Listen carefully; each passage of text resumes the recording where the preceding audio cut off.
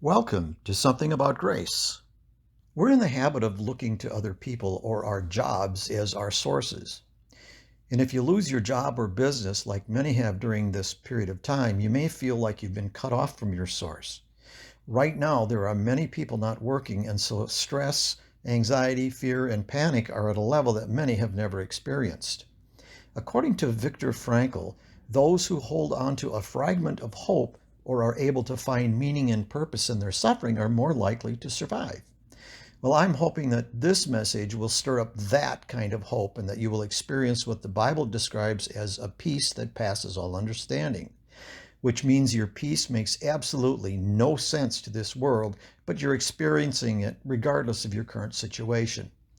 In Matthew 6, verse 33, Jesus said, "Instead, desire first and foremost God's kingdom and God's righteousness, and all these things will be given to you as well." So, what are these things? In context of this verse, Jesus is saying that everything that we need for this life. In other words, we'll have a supply line that will never run dry and will never be at the mercy of anything. Now, here's the point that I want to get across. People in jobs are resources, but the source of everything is God.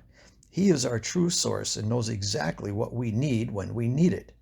I believe some of you are being challenged right now to measure where your faith and trust level is at. Yes, it is a test, and you're being given the chance to pass the test to deepen your faith and trust in God. So if you've lost your job or you're experiencing sickness, realize that the source is fine and that a resource is on its way. God uses many different resources to get us what we need, whether it's medical help, a new job, etc. If you depend solely on your resources, you will be vulnerable to your emotions, and the only thing they prove is unhealthy thinking. If your circumstances change, remind yourself that the source never does change. Then when others are experiencing little, you'll experience much, and you're also being set up for something greater. And if you trust God with the little that you have right now and thank Him for what you do have, He will not only sustain you, but you will defy the odds and experience supernatural increase. You won't need to find what you need, it will come to you.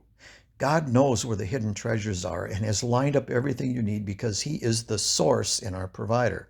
Our part is to trust in Him. Don't forget that He is our true source, and make Him first and take Him with you throughout the day, every day. Also, remember that God knows there would be times like this and that nothing takes Him by surprise. You're going to be more than just fine. Amen. You've been listening to Something About Grace, and my name is Leland Smith.